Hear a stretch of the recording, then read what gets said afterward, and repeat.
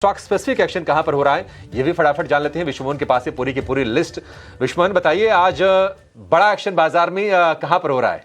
देखिए, सबसे बड़े एक्शन अब मेटल्स में ही हो रहा है। हम पूरे हफ्ते हम ईटी नाउ स्वदेश पे बता भी रहे थे कि मेटल यहाँ पर सबसे ज़्यादा मजबूत रह सकता है। एक्सपर्ट्स भी लगातार मेटल में खरीदारी की राय दे रहे थे और देखिए लगातार तीसरे दिन अच्छी मजबूती यहाँ पर दिख रही है और 3 हफ्ते की ऊंचाई पर ये इंडेक्स पहुंच चुका है।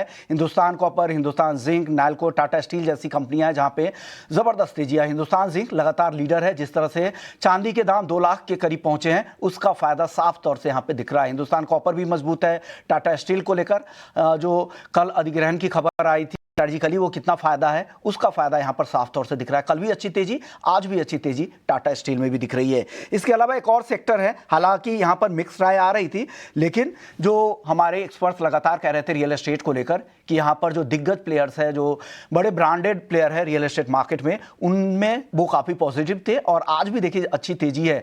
अनंतराज 8% से ज्यादा मजबूत है।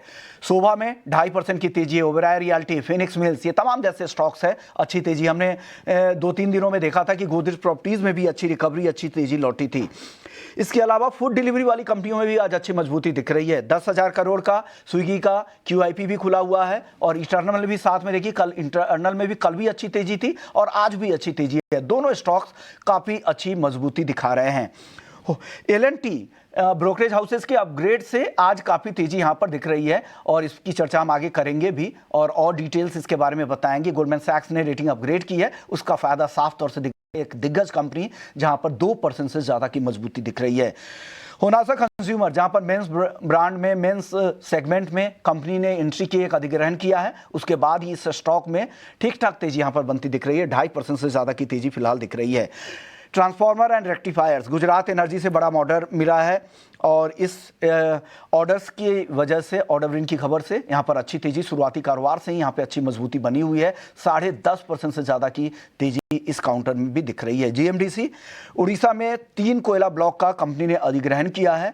इसकी पूरी डिटेल्स भी आगे हम आपको बताएंगे और इस खबर से कंपनी में देखिए आज 5% की जोरदार तेजी दिख रही है। तो ये कुछ एक्शन वाले स्टॉक्स है, कुछ और भी बड़े एक्शन वाले स्टॉक्स हम 3 बजे आपके सामने रखेंगे। लेकिन अब चलते हैं अभिषेक के पास और ये समझ लेते हैं कि बाजार की इस तेजी के पीछे वजह क्या है, बाजार का पूरा सेटअप कैसा दिख रहा है और निफ्टी और बैंक निफ्टी में अगर इंडेक्स लेवल पे आप ट्रेड करते हैं तो कौन कौन से वो की लेवल्स होंगे जिन पर आज आपको नजर रखनी चाहिए और अगले हफ्ते नजर जरूर रखिएगा। अभिषेक बता दे। विश्वमोहन, देखिए यूएस फेड की पॉलिसी के बाद कल हमने देखा कि थोड़ी रौनक लौटती हुई दिख रही थी आईटी और मेटल में, और शाम होते होते जो पीएम मोदी ने बातचीत की है डोनाल्ड ट्रंप से ट्रेड डील को लेकर, तमाम और भी चर्चाएं हुई होंगी, तो इसने बाजार का मूड थोड़ा सुधारने का काम किया है और 3 दिन की गिरावट के बाद बाजार में थोड़ी वैल्यू बाइंग भी आई थी।